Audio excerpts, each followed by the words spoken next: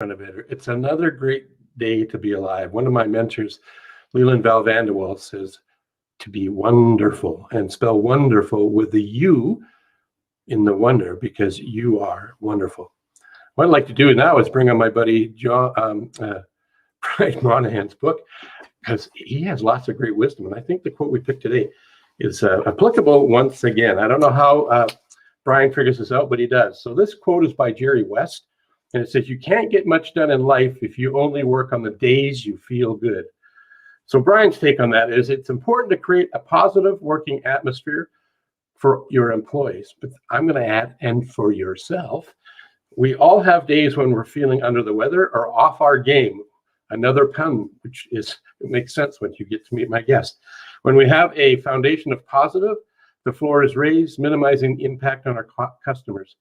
Plan for your bad days. They won't feel so bad when you know they are part of the plan. Brian's brilliant, isn't he? Brian is brilliant. So is that quote. And so is my guest. He's a fun guy. He's got lots of experience in and around that quote. So let me fire up my sponsor, which is Coach Phil with Focal Point. And here it comes.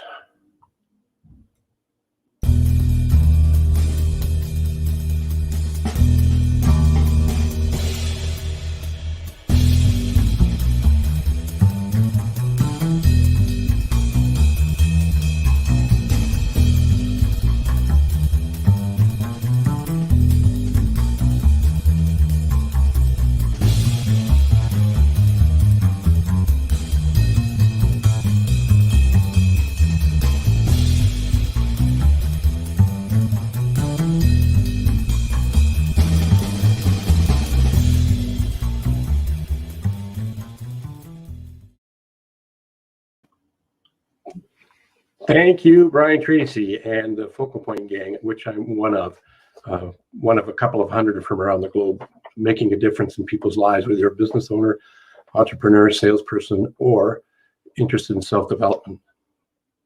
I'm really excited today because I have a former professional athlete on the show, and he's going to share his journey with us. He's also in the sales world, has been for a long time.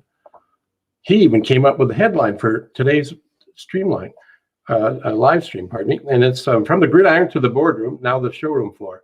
He has over 30 years in the sales, management, and business development. I'm going to bring on Paul right now. He's also a family man, a father, a grandfather, a husband, a really good friend, and he loves to golf. Welcome, buddy. How are you?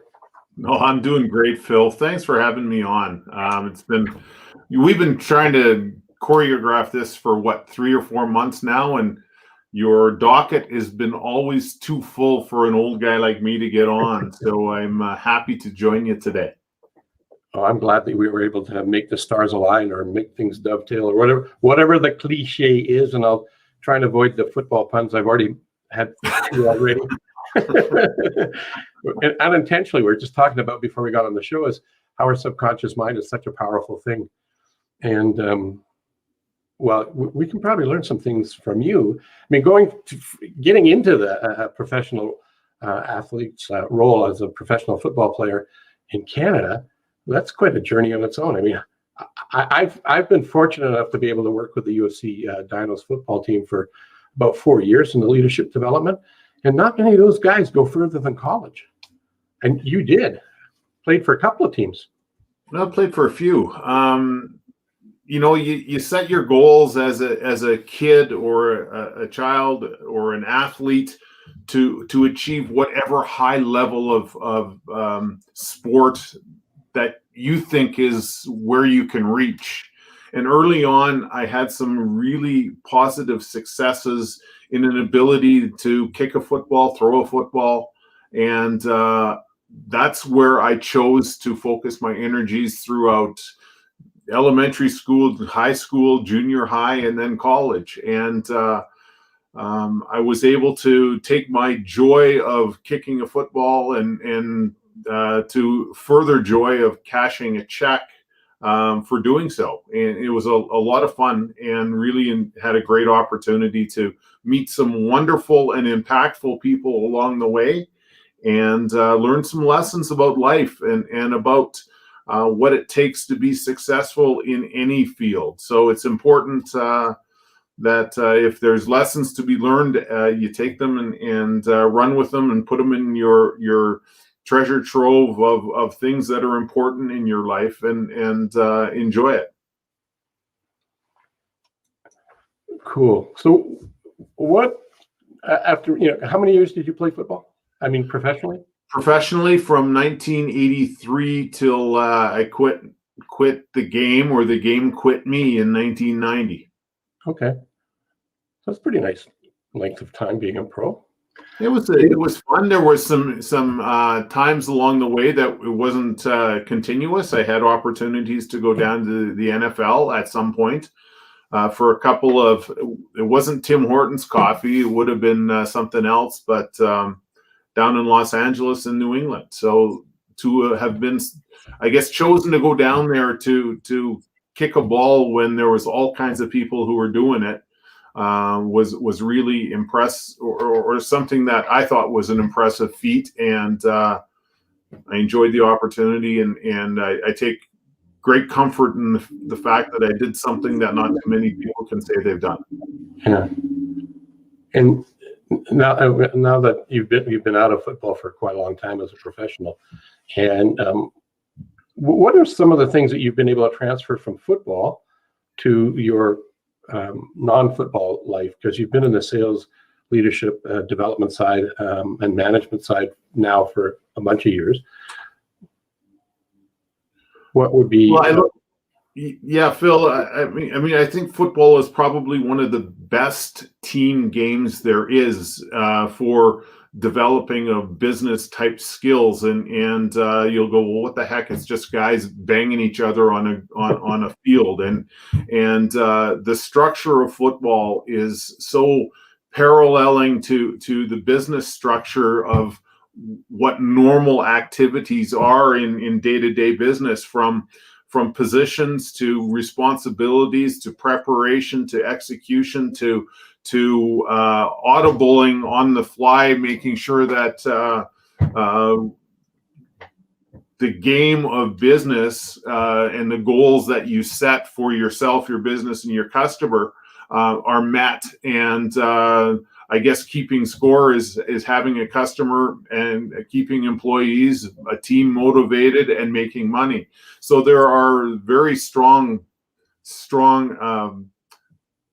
I guess, positive aspects to football and sport that apply to business.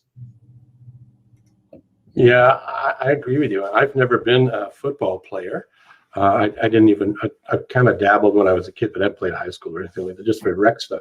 But as I watch it as a bit of a fan, there's a number of people that I follow because of what you just said, how you can learn and develop tenacity, mindset, strategies, working with people, motivating and inspiring people.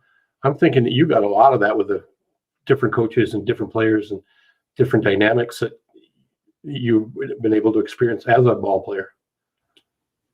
Well, there's no doubt that I learned from some of the best when I got into the CFL. I learned from the pros of the Edmonton Eskimos, who had just come off winning 5 Grey Cups, and it certainly taught me all about what was necessary to be a professional athlete. From the relationships that you build within the locker room, the trust that you place in the guys beside you to do their jobs, I guess the responsibility that you have as a player to do your job and make sure that everything that you do is to task. Everything that you put your mind to during a practice, in the weight room or the training room, to figure out what's necessary, I learned very early. And there's going to be some names that people may or may not remember depending on where you're watching this from. But guys like Warren Moon and Dan Kepley and Dave Cutler and Brian Kelly, those are names that are synonymous with greatness in the CFL. and their skills transcend both leagues, especially Warren's. To learn from those guys, you learned how to be a pro. If you didn't learn how to be a pro, Dwayne Mandrusiak would make sure that the coaching staff at that time said he's not ready. And that is probably one of the biggest lessons that I had learned early on is to prepare like you're meant to be there, to believe like you're meant to be there, because the other things that follow out of that are your ability to perform. If you have self-doubt around, well, why am I here? You won't be there. Right. So you had to learn that in an awful hurry. At least I did. Well, that's invaluable. And whether you're on the gridiron or if it's just in regular life, that's powerful. It's funny in a peculiar way. I just bought access to the Think and Grow Rich movie that was created. I think they released it in 2017. Can't remember, but I bought it and watched it for the first time. And guess who's in that movie? Warren Moon. Right, and he's an advocate of just what you said. I mean, I guess when he first started, he had a bunch of things that were we considered going against him because of his race, his color. If he's going to play in the NFL, apparently, he'd have to not be a QB. He had to be something else. He couldn't be a quarterback, even though at college he was brilliant and breaking all sorts of records. So he took a chance and came up to Canada. Not America. Had to leave at U.S., come up to Canada, played up here, did really well, and went down there. And in his mindset, I mean, the way he talked on the video. If you ever get a chance to watch the video, I would watch it.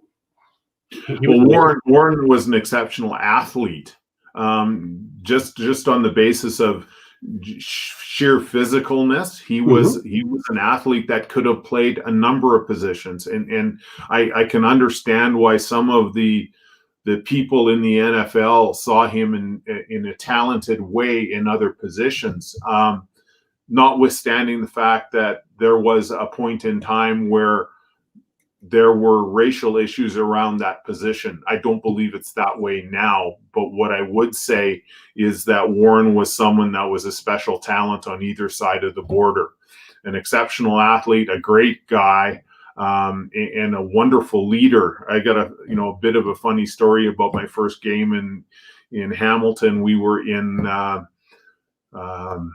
trouble early on in the game, and Warren was having difficulty moving the football. But one third down, I think it was the third down where I went out to punt a ball away. The first two, a gentleman and I call him a gentleman now, but Ben Zambiazzi found a way to meet me twice and introduce me to the league. And the third time out, and those two kicks weren't the best that I have ever had. So Warren had suggested quite strongly in some colorful language to do a little bit better, and I did. So I would say, get an F and punt off this time was more along the lines of what he said. Yeah. But you learn things about levels of performance from Hall of Fame individuals like Warren and Dave and Kep and those guys, and what it takes to be a professional, and how they practiced and how they prepared and the fun they had. Let's not forget that the whole game of life, whether it's football or hockey or the jobs or careers that we choose to go into, they should be fun. Yeah. If they're not fun, what are we doing? Exactly. And I get there are needs that we must cover off. Certainly understand that we all live in a house and we all drive a car, and somebody, unless we're fortunate enough to have means to not have to borrow to do it, we all need to have fun at what we're doing, because if we have fun at what we're doing, the passion comes easy. If the passion comes easy, the results will follow. I'm looking at a Zig Ziglar quote on another screen, and this is something that I've known of Zig Ziglar for a while, but I have this on a home screen, and I think I sent it to you in a message. But you can have everything in life you want if you will just help each other to get what they want. Oh yeah, man. I love that quote. And I believe that to be true. So if we're servant leaders, we help our teams. And if we help our teams to achieve, we achieve. The business achieves, the customer achieves. And that's the basis by which I've led the 30 years of selling as well as the football. I do what I do because I want to do it to assist other people. And by that, I have a measure of success. And I put that quote on the bottom there because I think you're that guy, or Moon is that guy. Many other people that have created success are that guy or gal. It's to get up to it, get going, and then stick to it, right? Right. In that movie, the Think and Grow Rich Again, there was a 3 feet from gold, pardon me, which is the goal. But in the story, it was gold. And what was his name? Dar. Anyway, he's in the book, and I've read it, and I do normally recall it. But he went into gold mining, and he lost where the vein was, and he gave up, and he sold his claim to somebody for $100 back then, and he hired a geologist and stuck to it, and had one of the richest finds of gold in mining history. Mm-hmm. Now, I know you're not a miner, but I think it applies. From what I have learned about you in a little bit of time that we've had a relationship, a little over a year now, I guess, thereabouts, where I've known of you because of football, and I hated the team that you played for, but that's okay. It's just a game. It's not, I mean, you guys are really good, so that's probably why I was cheering for somebody else. Anyway, I think get-to-itiveness and stick-to-itiveness by Orson Swett Marden is one of the most powerful things that all of us can hang on to, and I think you exemplify that, along with people like Warren Moon and others. But well, thanks, Bill. Yeah, no worries. That's why I put that up there. So I'm going to take that off now. Not because it's not good, but it is. And here's another. I know you've got 4 or 5 more. I have this one that streams along the bottom there. Change, challenge, and commitment. And I think that in football, you have all of those, right? If you're not committed, if you're not willing to take on the challenge, you won't change. And if you don't change, you won't take the challenge on, and you won't take the commitment. And that applies to the sales profession too, right? As you said, we're in the business of serving people, and if we help enough people get what they want, that's really gratifying. Yeah, we make some money. Money's not a bad thing, but it's a psychic reward that I really get a kick out of. Do you get the same charge out of that as well?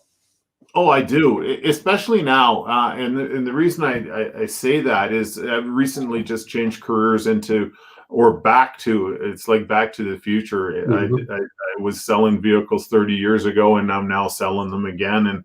And the kick that I get to see the smile on people's faces when they've come in and sourced and I've helped them buy, as opposed to me having sold. And our mentor, we know what Jeffrey thinks of that. We want to help people buy.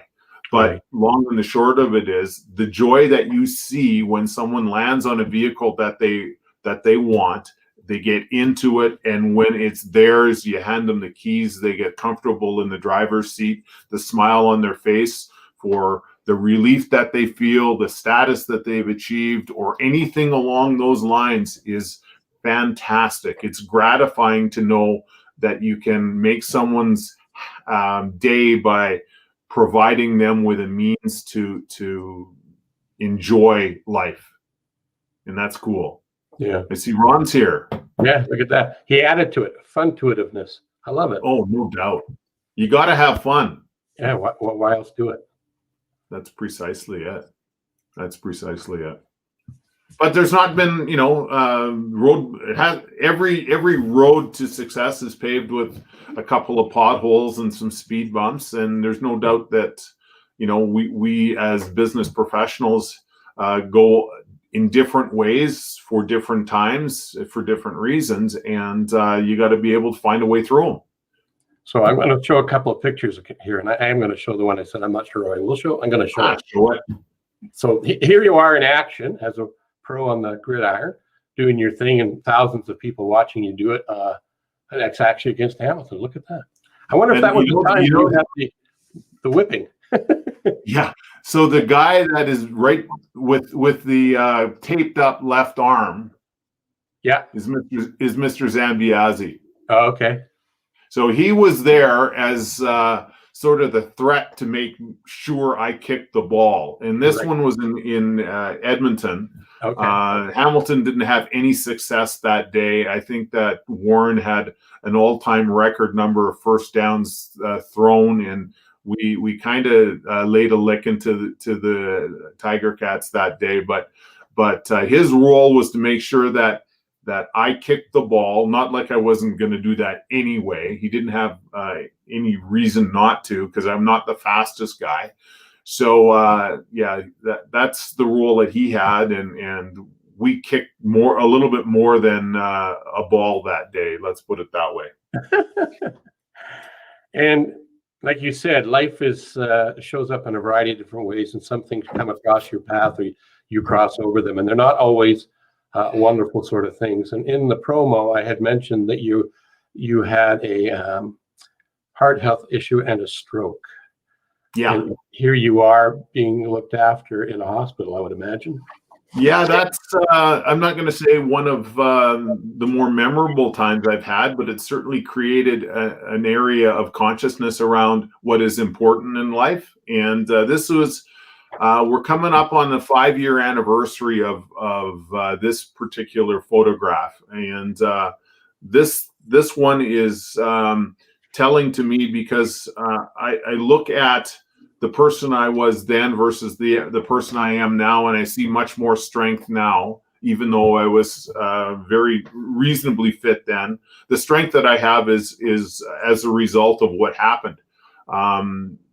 Long and the short of it was, and I don't want to get all preachy, but I think that it's important that we all look after ourselves, probably now more than ever. I think heightened awareness to physical health as a result of COVID is not necessarily a bad thing.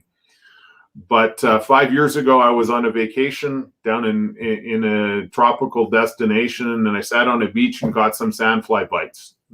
Not a big deal, I thought. Came back, played a hockey tournament, went to Fort Mac for a meeting with a major oil and gas producer, hopped on a plane, went to Vegas, had some golfing opportunities with some friends, and then came home and I felt sick. And I ignored that what I thought was the flu. And that flu turned out to be something more significant. And I believe I caught this bacterial infection from the sanitary hockey equipment that I wore for this hockey game with the NHL alumni. And what happened was almost tragic. It was almost tombstone-ish. I had a bacterial infection that took out a heart valve, and the heart valve caused a stroke, or the heart valve caused a blood clot. The blood clot caused a stroke. My general health prior to it, exceptional. There was no inkling, no issue, no challenge around what's going to happen physically with this guy, other than he's going to live a long time. Well, that long time turned out to be a fight for my life 12 days later. So you never know what roadblock or collision course is going to be right around the bend. So you need to pay attention to the things that are in front of you, and ensure that the relationships that you have are solid. Ensure that your support system is solid. Ensure that the things that are important to you remain important to you, and then look to assistance of others. And I've been always a person that had fended for myself and always still do, but I was very vulnerable at that point, and I learned the value of friends and what they mean in terms of personal satisfaction, in terms of personal abilities to remain connected, and what that does for a spirit. You never discount the value of having connections until you may not have them. And that's where I was. And I found out in an awful hurry the people that I could count on, and there were many, whether it was close family, friends, business colleagues, and others. that jumped to the pump and thought, okay, we got to make sure this guy is supported. And from that, support grew strength, and the strength grew resolve. Resolve comes a plan gets executed.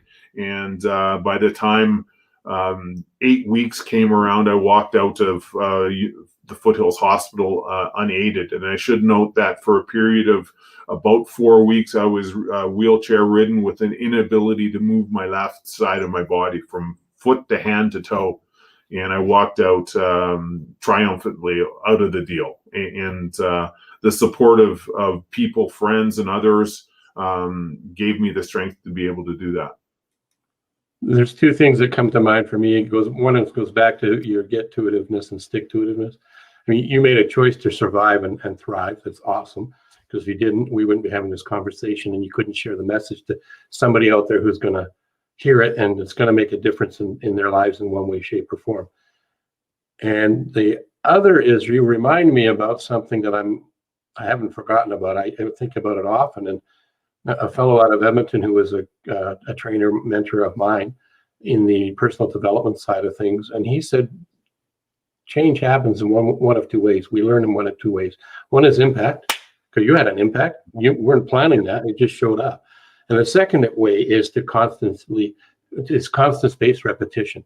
So deciding what it is you want to do. And I think of being the guy in the Gridiron, because I've never been there as a player, that you lived a life where you had constant spaced repetition in your regime, whether it be on the Gridiron or in the showroom or in the boardroom. I think you probably transferred all of that through those experiences. Would that be a fair assessment? Certainly would. Yeah. Those experiences are very transferable. And it's consistent, persistent action towards what it is you want to do, be, and have. I think that's what I heard you say today. Well, perfect practice makes perfection in action. So, but you have to look at what practice is. It is repetition, and it is making mistakes, and it is correction, and it is coaching, and it is errors, and it is success. But the sum total of all of the activities that you do in preparation for the event of a game, or the event of a sales call, or a presentation, or meeting customer needs, all of those things require practice. If you think you can just walk into a situation where you're going to meet a CEO of an organization and go, well, here's my product, here's my brochure, I'm going to sell you some stuff, without understanding what their needs, desires, wants, objectives, measures of success are, you're mistaken. And that comes from knowledge of the game. It comes from knowledge of the things that you have to do and sell. It comes from preparation. It comes from repetition. It comes from all of the things that make I'm not going to say a professional, but that's kind of it. And even now, going back to the showroom, we're involved from a selling and a sales training point of view on a daily basis with things like role playing and walking around cars and having challenges from our customers who, or at least our colleagues who are playing customers, to be able to role play certain scenarios. Those things are vital in terms of preparing yourself to make that customer happy. And it's putting a new pair of shoes on, and sometimes they don't fit all that well, but eventually they'll be broken in, and that's kind of where I am. Yeah. A couple of weeks ago, I did a live stream about the learning cycle, the 4 stages of learning, and you've just described that in your own way, so thank you for doing that. Life is a journey, and we're always learning, or if you're not on purpose, you'll learn by accident. And to be proactive like you've been in your life, I think is a better role model for people to follow than to accidentally show up and hope life treats you well. That same mentor that talked about the lessons learned come from impact or constant space repetition, change can happen. Also said when things tighten up or economical downturns or the unexpected X factor that we're in right now, COVID. It's how we respond and react to all of that stuff that really makes a difference. And he said there's two things that happen. Those things jar our preserves. And what he meant by that was either we hunker down, batten up the hatches, and hope like heck that we can get through this, or it jars us up, we get energized, and we find out, okay, we have this problem, this challenge, this opportunity. What can we do to make lemonade, as Dale Carnegie would say, and make life a little bit better from where we are right now? In my experience, what you've been going through, you've done a lot of that in the little bit of time I've known you. Well, there's certainly been opportunities to make lemonade. I'm not going to lie.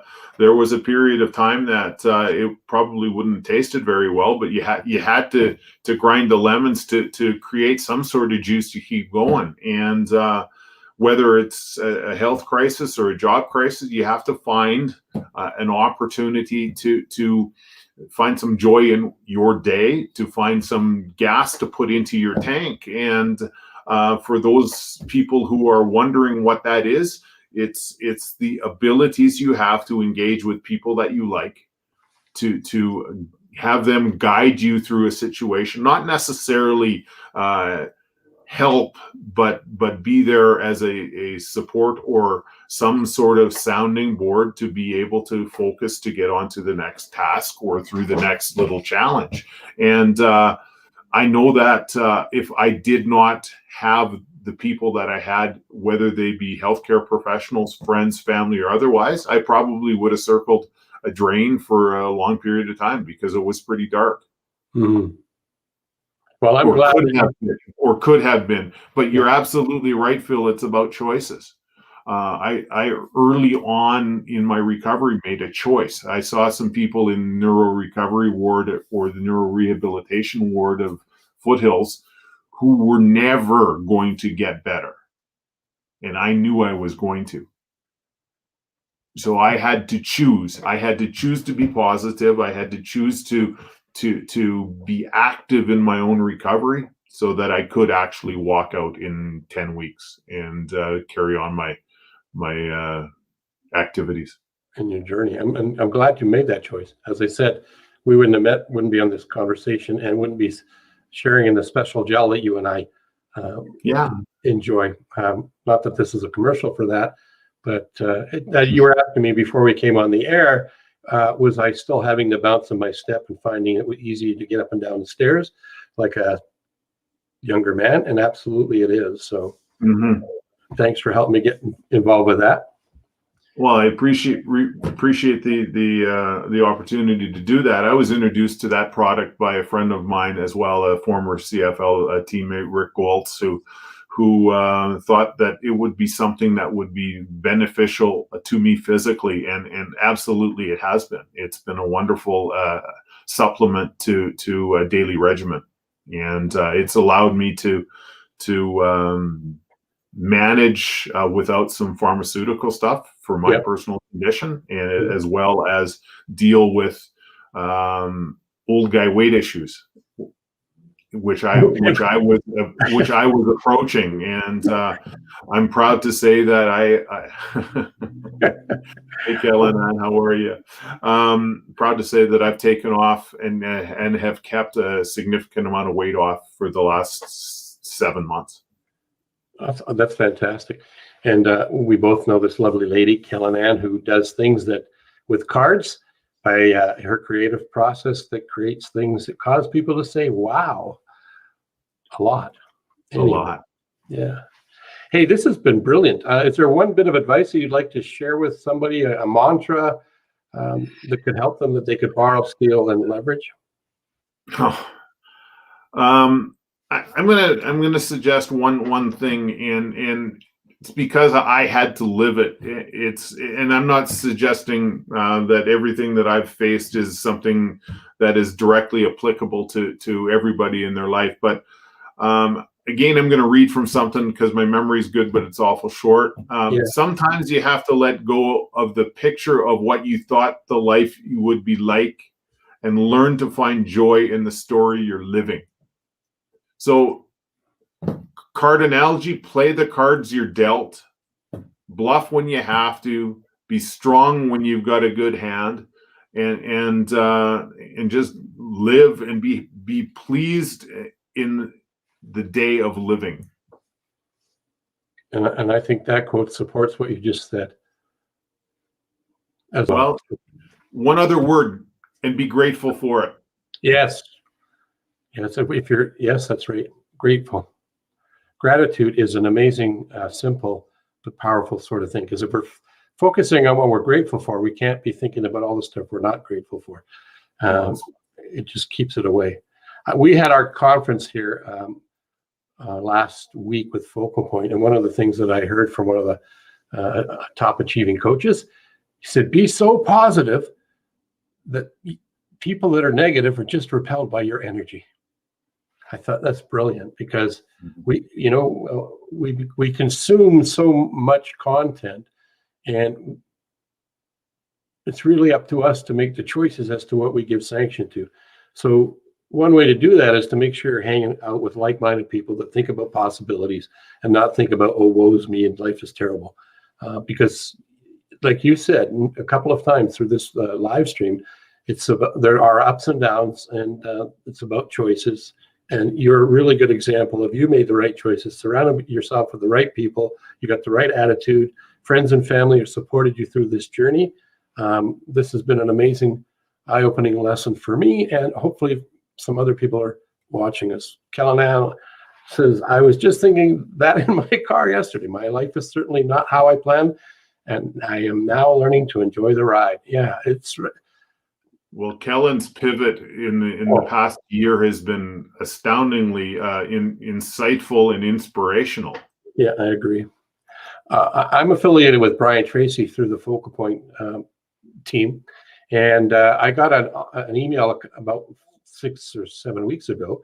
Well, actually 37 days ago for sure, because I put out a challenge to everybody who I support as clients and prospective clients to do this 30-day challenge to listen to this 28-minute audio. It's about, he labeled it self-confidence, but there's so many nuggets in there that it's just been a game changer for me. He talks about if a problem shows up, it could be a problem or it could be an opportunity. It's how we process it.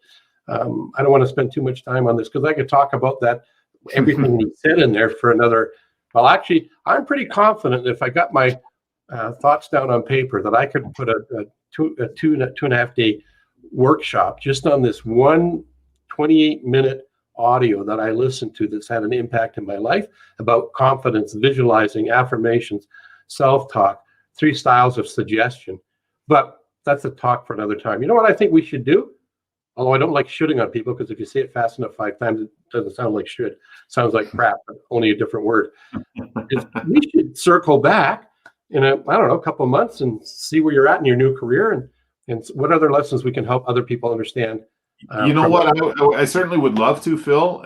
Circle back and have some discussions that aren't necessarily Paul-centric, but are more relative to other things that are going on. Maybe we can talk a little bit more football. We'll be closer to a CFL season and all of that sort of stuff. And that's a joy that I'm hoping that I'll be able to have the ability to watch CFL football again, and that sort of thing. So there are multiple things that we can talk about, but the thing that I think is important for everyone is that they believe in themselves. Oh yeah, absolutely. The self-belief, and I know that we share another mentor, and I believe that right out of the gate, when in the sales Bible, there's a first chapter is key and critical, and I've got this scratched and highlighted in colors that are rainbow-ish, but it's about belief and believing in yourself and believing in who you are and the company that represents and all of those things. But it all starts with a self-belief.